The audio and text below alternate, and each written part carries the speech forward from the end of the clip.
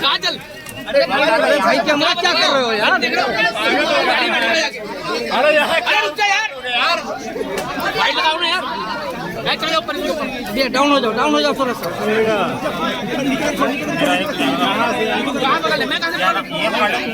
RJD सुन लीजिए, RJD और JDU के बीच में सब ने प्रस्ताव किया। आडवाणी जी का भाषण भी उपलब्ध है और श्री राजीव गांधी जी का स्वर्गीय उनका भी भाषण उपलब्ध है। इस तरह से उन्होंने जाति आधारित मंडल को रिजेक्ट किया। एक कमंडल लेके निकल गए थे और दूसरों ने सरकार गिरा दी थी मिल करके। ये इतिहास की एक ऐसी घटना थी। मुझे प्रसन्नता है कि जो सोशल लॉज ऑफ डेवलपमेंट हैं उन्होंने ऐसा काम किया है कि आज कोई भी पार्टी नहीं, होड़ लगी।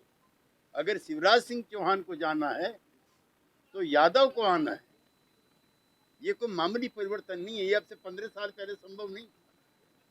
ये अटल जी की पार्टी में संभव नहीं था, ये इंदिरा जी की पार्टी में संभव नहीं था। लेकिन आज ये कांग्रेस पार्टी भी और बीजेपी दोनों की ऐतिहासिक मजबूरी है कि जो सोशलिस्टों ने एजेंडा तय किया था, जो वीपी सिंह ने तय किया था, कर्पूरी ठाकुर ने तय किया था, सारी पार्टियां उस पर चलने के लिए मजबूर है।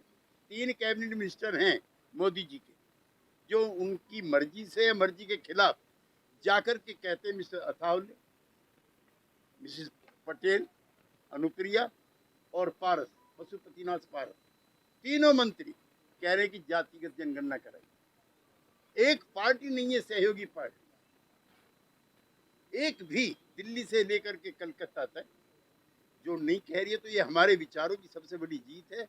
और इंडिया गठबंधन का जो एजेंडा है, इंडिया गठबंधन के जो मुद्दे होंगे, उसमें सबसे प्रमुख मुद्दा जातिगत जनगणना हम कराएंगे अगर हम सत्ता में आते हैं। तीनों सवाल उनके टंगवा दिए थे अपनी मित्र पार्टी। आर्टिकल 370 का जिक्र नहीं होगा, नहीं हुआ 10 साल तक, जब तक मोदी जी नहीं आए। यूनिफॉर्म, खबरदार अगर यूनिफॉर्म सिविल कोड का जिक्र किया, नहीं किया 10 साल उन्होंने। राम मंदिर, बाबरी मस्जिद का मामला जब तक कोर्ट तय ना करे फिर कोई नहीं चलाया। बच्चा राम का जन्मभूमि के काम का। फूलपुर से चुनाव लड़ेंगे या नहीं लड़ेंगे, ये अखिलेश यादव जी और नीतीश कुमार जी का सामूहिक फैसला है। जाति जनगणना का मुद्दा आपने छोड़ दिया है 2024 के लिए।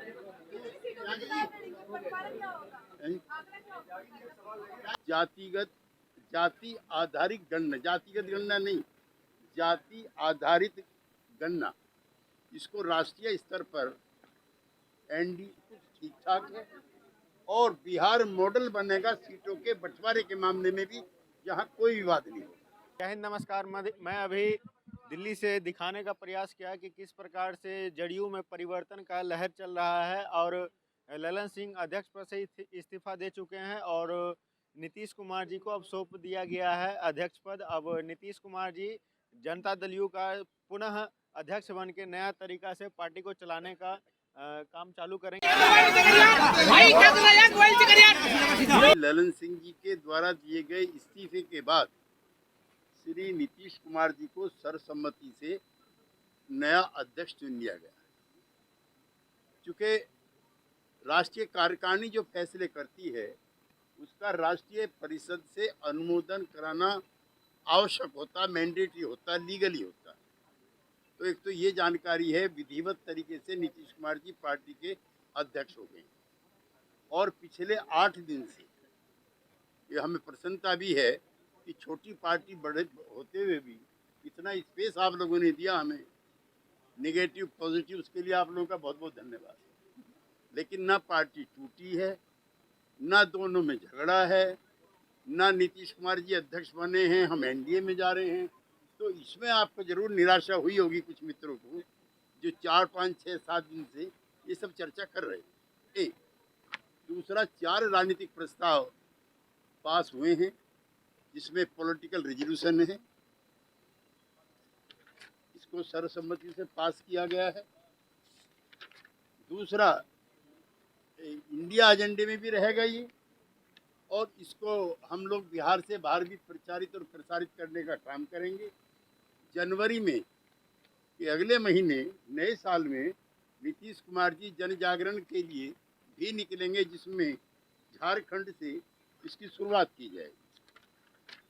नंबर 3, संसद के शीतकालीन सत्र में जिस तरह से संसद की सुरक्षा के महत्वपूर्ण सवाल उठाते हुए सांसदों को निलंबित किया गया है, वो अफसोसजनक है, शर्मनाक है और ऐसा भारतीय लोकतंत्र में इस तरह का कभी नहीं हुआ, इसकी भी निंदा की गई। 4, राष्ट्रीय कार्यकारिणी परिषद ने आगामी लोकसभा चुनाव 2024 में इंडिया गठबंधन के घटक दलों के साथ राज्यों में सीटों के तालमेल, उम्मीदवारों के चयन एवं अन्य सभी संगठनात्मक और नीतिगत मामलों में निर्णय के लिए सर्वसम्मति से पार्टी के नेता श्री नीतीश कुमार जी को अधिकृत कर दिया।